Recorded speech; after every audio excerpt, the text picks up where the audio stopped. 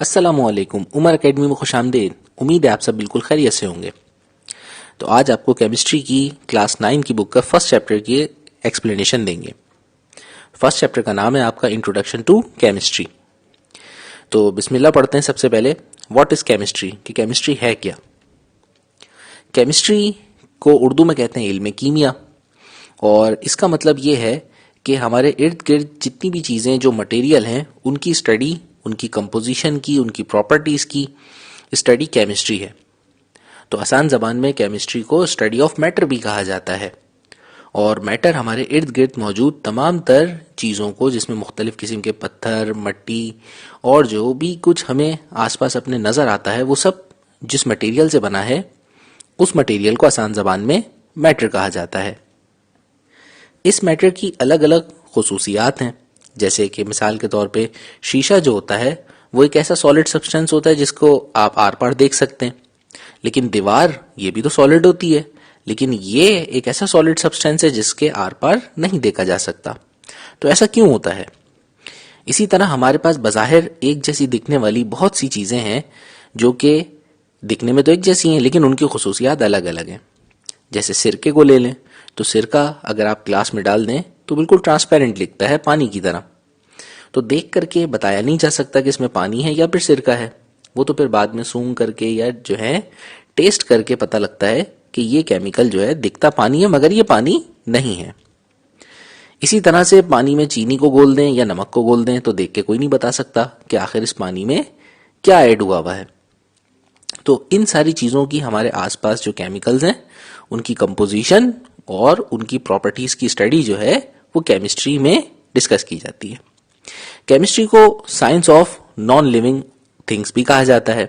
जो living things की study होती है वो हम बायोलॉजी में करते हैं, और जितने भी जो हमारे पास नॉन लिविंग स्टफ है उसकी स्टडी हम केमिस्ट्री के अंदर करते हैं। केमिस्ट्री की इंसानी ज़िंदगी में बहुत ज़्यादा अहमियत है, बल्कि यूं कहा जाए कि हर गुजरती सांस के साथ केमिस्ट्री जो है आपके साथ वाबस्ता है, तो बिल्कुल गलत नहीं होगा। क्योंकि जब आप सांस लेते हैं तो जो है आप अपने जिस्म में मुख्तलिफ केमिकल रिएक्शंस परफॉर्म कर रहे होते हैं। तो केमिस्ट्री से तो आप बच ही नहीं सकते। केमिस्ट्री की स्टडी करके हमने मुख्तलिफ सब्सटेंसेस की कंपोजिशन और प्रॉपर्टीज जान करके उनको बहुत से अपने ज़िंदगी के बेहतरीन इस्तेमालों में लेकर आए हैं। मिसाल के तौर पे ये पेट्रोल, डीजल और मुख्तलिफ किस्म के पेट्रोकेमिकल्स ये कहाँ से आते हैं? ज़मीन की गहराई से हमें एक काला तेल मिलता है जिसको हम कहते हैं क्रूड ऑयल। उस क्रूड ऑयल की खुसूसियात हमने पढ़ी, स्टडी करी, और उसके बाद हमने उस क्रूड ऑयल से मुख्तलिफ किस्म के केमिकल्स एक्सट्रैक्ट किए।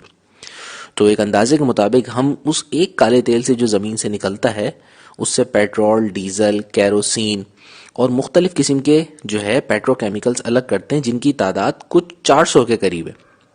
तो सोचिए एक ऑयल जिसको हम 400 डिफरेंट एप्लीकेशंस में यूज़ करते हैं, तो ये अगर हमने केमिस्ट्री ना पढ़ी होती और हमें इतने अच्छे उसके इस्तेमाल नहीं पता होते तो वो हमारे किसी काम का नहीं होता। इन्हीं केमिकल्स के इस्तेमाल से आज इंसानी ज़िंदगी का जो हमारा मयार है, जो हमारा लाइफ स्टाइल है, वो भी बहुत ज़्यादा इम्प्रूव हो गया है। तो केमिस्ट्री को इन्हीं बातों की वजह से, इसकी इंपॉर्टेंस की वजह से सेंट्रल साइंस भी कहा जाता है, क्योंकि केमिस्ट्री जो होती है वो हर चीज़ में इन्वॉल्व होती है। क्योंकि हर चीज़ किसी ना किसी मैटर से बनी है, तो हर चीज़ की जो है जो खूबी है उनके मैटर की, उनकी कंपोजिशन की, तो वो सारी जो है फिर केमिस्ट्री की स्टडी में आ जाती हैं। तो इसीलिए इसको सेंट्रल साइंस भी कहा जाता है। अब हम केमिस्ट्री की हिस्टोरिकल डेवलपमेंट की बात करते हैं कि आखिर कैसे हमारे पास केमिस्ट्री की जो किताब इतनी मोटी हो गई है, ये आखिर इतना इल्म इंसान ने कैसे हासिल किया। तो केमिस्ट्री की जो तारीख है उसको 3 हिस्सों में डिवाइड किया जाता है। एक सबसे पहला पीरियड जो है टाइम का वो कहलाता है ग्रीक पीरियड। सेकंड जो गोल्डन पीरियड है उसे हम मुस्लिम पीरियड कहते हैं, और तीसरा जो मौजूदा दौर है इसे मॉडर्न पीरियड कहते हैं। ये बताने से पहले आपको बताता हूँ कि देखें, केमिस्ट्री पढ़ने का ज़्यादातर लोगों को शौक नहीं होता, और बहुत से लोग ऐसे होते हैं जो कि इस सब्जेक्ट से बड़े चिढ़ते हैं। तो ये तारीख़ी हकीकत है भाई, पढ़ने का तो अव्वल किसी को भी शौक नहीं होता, लेकिन फिर ये इल्म आखिर कैसे इतना ढेर सारा हो गया, और कुछ लोगों ने क्यों केमिस्ट्री के अंदर इतने ढेर सारे कारनामे अंजाम किए। तो उसकी वजह यह है कि केमिस्ट्री जो है, जो इतनी सेहतमंद हुई आपकी बुक, उसके पीछे इंसान की 2 लालचें हैं जिन्होंने बड़ा अहम किरदार अदा किया है। पहली लालच इंसान की ये थी कि इंसान की ख्वाहिश थी कि किसी तरीके से वो अपनी लाइफ को एक्सटेंड करे। बुढ़ापा किसी को पसंद नहीं होता है भाई, चिटकी हुई हड्डियों के साथ आप इधर उधर ना उठ सकते, ना बैठ सकते, ना लेट सकते। तो इंसान हमेशा से ही ये ख्वाहिश रही है कि वो बूढ़ा ना हो, मुख्तलिफ बीमारियों से बचा रहे और किसी तरीके से वो कोई ऐसी दवाई बना ले जिससे मौत को चकमा दे सके। ऐसा तो मुमकिन नहीं हो सका, अलबत्ता मुख्तलिफ चीज़ों के टेस्ट करके हमें उनकी मुख्तलिफ एप्लीकेशंस मिल गई कि भाई कौन सी दवाई पेट ख़राब हो तो इस्तेमाल करनी है, कौन सी दवाई दिमाग ख़राब हो तो इस्तेमाल करनी है। तो ये सारी चीज़ें जो हैं केमिकल रिएक्शंस और मुख्तलिफ चीज़ों की एप्लीकेशंस हमें इस लालच की वजह से पता चली। दूसरी लालच जो कि काफ़ी लंबे अरसे तक साइंटिस्ट को रही है और आज भी है, वो ये कि किसी तरीके से हर इंसान अमीर हो जाए। हर कोई अमीर होना चाहता है, क्यों? क्योंकि भाई उसको अपने पर पढ़ने की ज़रूरत ही नहीं रहेगी। अगर आप अमीर हो जाएंगे, बहुत सारी दौलत आ जाएगी आपके पास, तो फिर आप थोड़ी ना केमिस्ट्री को लिफ्ट कराएंगे, फिर आप कहेंगे ऐसी तैसी अब मैं स्कूल नहीं जाऊँगा। तो भाई इसी तरीके से बहुत से जो साइंटिस्ट थे पुराने दौर के, जो केमिस्ट थे, उनकी असल में खोज ये थी कि अगर किसी तरीके से हम जो है कोई ऐसा केमिकल बना लें जिसकी वजह से, जिसकी मदद से हम हर चीज़ को सोने में कन्वर्ट कर सकें, गोल्ड के अंदर, तो मज़े आ जाएंगे भाई। फिर तो हमें पढ़ने की ज़रूरत ही नहीं है, कोई मेहनत की ज़रूरत ही नहीं है, बस हर चीज़ को किसी तरह से हम हर पत्थर को सोने के पत्थर में तब्दील कर लें, कोई ऐसा केमिकल रिएक्शन मिल जाए हमें, फिर तो आहा मज़े ही मज़े। तो ऐसा भी नहीं हो सका अब तक कि हम ऐसा रिएक्शन दरियाफ्त करें जिससे हम किसी भी चीज़ को सोने में कन्वर्ट कर सकें। लेकिन उस चक्कर में हमारे पास केमिस्ट्री का जो इल्म था, बहुत सी हमें नई चीज़ें सीखने को मिल गई, अलग अलग किस्म के कलर हमने बना लिए।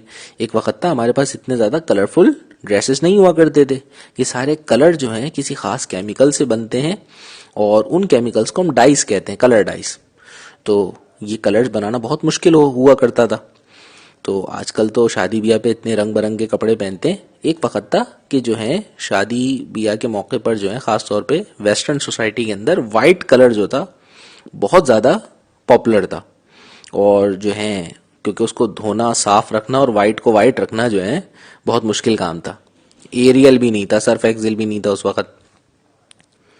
फिर मुख्तलिफ जो है इस किस्म के तजुर्बात करने की वजह से हमें मुख्तलिफ केमिकल्स की कलर डाइस बनाने में आसानी हो गई। तो आज हम देखें, आज मुख्तलिफ किस्म के कलर्स बनाने हो तो कोई मसला ही नहीं है। तो हम जो है सही जिन केमिकल्स को मिक्स करें तो हम बहुत सारे शेड्स जो हैं कलर के बना सकते हैं। तो सबसे पहले हम स्टार्ट करते हैं अब ग्रीक पीरियड के बारे में। ग्रीक एक ऐसी कौम थी जिनको फिलोसोफर्स भी कहा जाता है, यानी कि ये लोग ज़्यादातर जो थे वो फलसफी और नज़रियाती किस्म के लोग थे। इन्होंने इस दौर में केमिस्ट्री ने ज़्यादा तरक्की नहीं करी, क्योंकि जो है केमिस्ट्री जो एक ऐसा साइंटिफिक इल्म है जो कि एक्सपेरिमेंटेशन मांगता है, और ये लोग एक्सपेरिमेंट्स वगैरह या तहकीक करना और जो है हर चीज़ को थ्योरेटिकली रिकॉर्ड करने के बिल्कुल भी शौकीन नहीं थे। तो इनके दौर में केमिस्ट्री जो थी वो एक जो एम्पेरिकल साइंस थी, यानी कि बस इन्होंने थोड़े बहुत हथियार बनाना सीख लिए थे ब्रॉन्ज वगैरह के, और साथ साथ जो है इनके कुछ अनोखे बिलीफ्स थे जो कि ये प्रैक्टिकल के ज़रिए एक्सप्लेन नहीं करते थे, यानी एक्सपेरिमेंट से तो ये बिल्कुल दूर रहते थे। तो इनके दौर में केमिस्ट्री का इल्म काफ़ी महदूद था। ग्रीक्स का मानना था कि हमारी जो दुनिया है वो पूरी दुनिया और इसमें तमाम जो जितनी भी चीज़ें हमें जो मैटर नज़र आता है वो असल में 4 चीज़ों से मिलके बना है। एक आग, एक पानी, एक हवा और एक मिट्टी। तो ये 4 चीज़ें जो हैं वो हर चीज़ का जो हमारे इर्द गिर्द नज़र आती हैं उनका मेन कॉन्स्टिट्यूएंट्स हैं, यानी वो अहम चीज़ें हैं कि इन 4 चीज़ों से मिलकर के बाकी चीज़ें बनी हैं। अब इसके पीछे क्या थ्योरी और लॉजिक थी भाई? देखो, सूरज निकलता है, दिन में गर्मी हो जाती है, ठीक है, वो खूब तेज़ किस्म की। इसी तरह जब आग जलाते हैं तो वो भी गर्मी हीट प्रोड्यूस करती है। तो उन्होंने कह दिया भाई सूरज के ऊपर भी आग जल रही है और यहाँ पे भी जो आग जल रही है वो भी तपिश दे रही है, सिमिलर प्रॉपर्टीज़ हैं। तो भाई ये आग जो है मुख्तलिफ चीज़ों का हिस्सा है। साथ में अब इंसान आग और मिट्टी पानी कैसे? तो भाई इंसान को स्वेटिंग होती है, तो जो स्वेटिंग होती है तो उसमें क्या बाहर आता है? पानी जैसा नमकीन पानी बाहर आता है। तो उन्होंने कहा पानी होगा इंसान के अंदर तभी तो बाहर आ रहा है। इंसान को भी गर्मी लगती है और जो है इंसान को जलाया भी जा सकता है। तो इन तमाम चीज़ों को देखते हुए इन्होंने फैसला किया कि भाई ये सारी चीज़ें इन 4 चीज़ों से मिलके बनी है। अब इसकी कोई एक्सपेरिमेंट थ्योरी वगैरह इन्होंने नहीं दी, बस ये इनका नजरिया था। वैसे बायो में भी ग्रीक्स ने बड़ा इंपॉर्टेंट नजरिया दिया है। ये कहते थे कि जो है औरतों के मुंह में मर्दों से ज्यादा दांत होते हैं, लेकिन इसका भी इन्होंने कोई एक्सपेरिमेंट नहीं किया, बस कह दिया तो कह दिया। तो ये जो दौर था ये ग्रीक पीरियड कहलाता था। इसीलिए साइंस ने इस किस्म के कंसेप्ट की वजह से इस दौर में ज्यादा तरक्की नहीं की। इनके बाद जो अगला हमारा इंपॉर्टेंट पीरियड है उसे हम कहते हैं मुस्लिम पीरियड। मुस्लिम पीरियड को केमिस्ट्री का गोल्डन पीरियड भी कहा जाता है, क्योंकि इस दौर में केमिस्ट्री ने और बाकी दूसरी साइंसेज ने भी सही मायनों में बहुत तरक्की करी। तो आज की जो मॉडर्न तरक्की है उसकी बुनियाद डालने वाले असल में मुसलमान कौम थी। अब मुसलमानों की इस तरक्की के पीछे वजह, एक तो मैंने वो आपको लालच बताई थी कि जो है बहुत सारे जो साइंटिस्ट थे वो हमेशा से इस लालच में थे। दूसरी बात, कुछ लोगों को जो है अपने इर्द गिर्द की चीज़ों और उनकी तहकीक करने का बड़ा गहरा शौक था। मिसाल के तौर पे एक मुसलमान साइंसदान था जिसका नाम था अल राजी। तो अल राजी जो थे वो एक जो है फिजिशियन भी थे, केमिस्ट भी थे। इस दौर में केमिस्ट्री को अलकेमी के नाम से भी जाना जाता था, यानी कि केमिस्ट्री का पुराना नाम था। अच्छा, तो अल राजी साहब ने क्या किया कि भाई उन्होंने वो मुख्तलिफ जो है ऐसा डॉक्टर जो थे वो सर्जरी वगैरह परफॉर्म करते थे। मुख्तलिफ छोटे मोटे अगर जख्म होते थे तो जो है उनको सिलाई विलाई कर दिया। किसी के जो है ना इंटरनल सर्जरी परफॉर्म करनी है तो उसकी जो है हड्डी टूटी हुई है तो हड्डी जोड़ना। तो मुख्तलिफ किस्म के अल राजी जो था वो एक बहुत बड़ा मानव सर्जन था कि दूर दराज इलाकों से लोग जो है उसके पास आया करते थे। और इसकी किताब को जो है ना बहुत ज़्यादा अहमियत हासिल है। अभी भी ये जो है आपको मुख्तलिफ लाइब्रेरियों में मिलेगी वेस्टर्न नेशंस की। तो अलरजी ने ये कंसेप्ट दिया कि भाई जब हम सर्जरी परफॉर्म करते हैं तो जाहिर सी बात है किसी की अगर आप स्किन को चीरा मारेंगे, खाल काटेंगे, फिर अंदर हड्डी को सेट वेट कर रहे हैं तो उसमें तकलीफ तो होती है। अब आप रात में सो रहे हो, खाली मच्छर काटता है तो आपकी तो नींद खराब हो जाती है। अब सोचें अगर डॉक्टर आपको जिंदा हालत में ऑपरेशन परफॉर्म करता तो आपका क्या आलम होता। तो आपकी चीखों से तो जो है ना पूरा मोहल्ला जाग गया था फिर। तो इसने निकाला कि भाई कोई ऐसा केमिकल हम यूज करें कि जिसकी मदद से जो है इंसान बेहोशी की हालत में भी रहे, मरे भी नहीं, और मुझे जितना ऑपरेशन उसका जितनी देर परफॉर्म करना है उस वक्त तक वो सुकून से टुन पड़ा रहे। तो ऐसा करने के लिए उन्होंने क्या किया कि जो है एक खास किस्म का पौधा होता है जिसको ओपियम प्लांट कहते हैं। तो उस ओपियम प्लांट से उन्होंने एक केमिकल एक्सट्रैक्ट किया जिसको एनेस्थीसिया भी कहते हैं, उर्दू में उसको आप आम जबान में चर्च भी कहते हैं। तो वो तो उसका गलत इस्तेमाल हम करते हैं बाद में, वरना शुरुआत में इसका इस्तेमाल जो था वो सर्जरी के लिए निकाला गया था। यानी एक ऐसा केमिकल जिससे इंसान जो है वो फिलहाल थोड़ी देर के लिए उसका नर्वस सिस्टम जो होता है वो बिल्कुल डिस्कनेक्ट हो जाता है और वो तकलीफ महसूस नहीं करता, सुकून से पड़ा रहता है। अब चुप करके उसका जितनी देर तक ऑपरेशन करना है जल्दी से कर दो। फिर ऑपरेशन के बाद जब जागता है तो थोड़ी बहुत तकलीफ होती है, लेकिन वो आलम नहीं होता कि जो है ना एकदम ऑपरेशन के दौरान चीखें निकल जाए। अगर अलराजी ये सब केमिस्ट्री की रिसर्च नहीं करता, ऐसा केमिकल नहीं एक्सट्रैक्ट करता, तो आज सोचें ऑपरेशन करना कितना पेनफुल हो जाता। इसी तरीके से एक और मुस्लिम साइंटिस्ट जिनका नाम जाबिर इब्ने हयान है, उनको मुस्लिम पीरियड का फादर ऑफ अलकेमी या फादर ऑफ केमिस्ट्री भी कहा जाता है। ये वो शख्स था जिसने सबसे पहले केमिस्ट्री की जो रिसर्च वगैरह होती है और जितनी भी लेबॉर्ट्री एक्सपेरिमेंटेशन होती है उसकी बुनियाद रखी। यानी लेबॉर्ट्री और एपरेटस का कंसेप्ट देने वाला और मुख्तलिफ एक्सपेरिमेंट्स के लिए मुख्तलिफ डिज़ाइन के एपरेटस डिज़ाइन करने वाला ये पहला शख्स था। इन्हीं की इस जद्दोजहद की बदौलत जो है आज हम जो लेबॉर्ट्री में एक्सपेरिमेंट्स करते हैं और अलग अलग इक्विपमेंट की मदद से अलग अलग चीज़ें जो हैं एक्सपेरिमेंट्स परफॉर्म किए जाते हैं, तो उसका क्रेडिट इनको ही जाता है। इन्होंने अपने एक्सपेरिमेंट से मुख्तलिफ किस्म के केमिकल्स बनाना, चमड़े को रंगना, मुख्तलिफ किस्म की कलर डाइज बनाना, मेटल्स को एक्सट्रैक्ट करना, यानी कि जो पत्थर होते हैं हमारे पास उसके अंदर से जो मिनरल्स होते हैं, जो मेटल्स होते हैं, उनको साफ करके अलग करना और बाकी पत्थर की कीचड़ वगैरह सब अलग करना। तो ये सारे केमिकल्स इन्वेंट ये करने वाला और ये सारा प्रोसेस इन्वेंट करने वाला जाबिर इब्ने हयान पहला इंसान था। तो बहुत से ऐसे केमिकल्स जो हम आज के दौर में यूज़ करते हैं जैसे sulphuric acid, hydrochloric acid, silver nitrate compounds वगैरह, तो ये सारे अहम केमिकल जो हम आज यूज़ करते हैं, तो इन सब को बनाने वाले जो थे वो सबसे पहले मुस्लिम साइंटिस्ट थे। लेकिन अफसोस कि मुसलमानों का फिर ये सुनहरा दौर ख़त्म हो गया, क्योंकि जब मुसलमानों ने फिर पढ़ाई और तालीम को साइड पे डाल करके डिस्को में लग गए, तो फिर उनकी जो है इस इग्नोरेंस की वजह से इनसे वो मकाम छिन गया जो आज दूसरी कौमों को हासिल है।